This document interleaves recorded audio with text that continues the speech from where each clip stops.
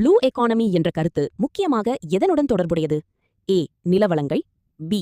கடல் வளங்களின் நிலையான பயன்பாடு. சி. காடுகள் பாதுகாப்பு. டி. கனிம வளங்கள். சரியான பதில் பி. கடல் வளங்களின் நிலையான பயன்பாடு. லைஃப் இயக்கத்தை உலக அரங்கில் அறிமுகப்படுத்தியவர் யார்? A. Antonio Guterres. B. Narendra Modi. C. Ajay Banga. D. Tedros Adhanom. சரியான பதில் பி. நரேந்திர மோடி. இந்தியாவில் ப்ராஜெக்ட் டைகர் தொடங்கப்பட்ட ஆண்டு எது? ஏ. 1972. பி. 1973. சி. 1976. டி. 1980. சரியான பதில் பி. 1973. மிஷன் கர்மயோகி எதனுடன் தொடர்புடையது? ஏ. விவசாயிகள் நலன். பி. அரசு ஊழியர்களின் திறன் மேம்பாடு. சி. பெண்கள் நலன். டி. நகர்ப்புற வளர்ச்சி.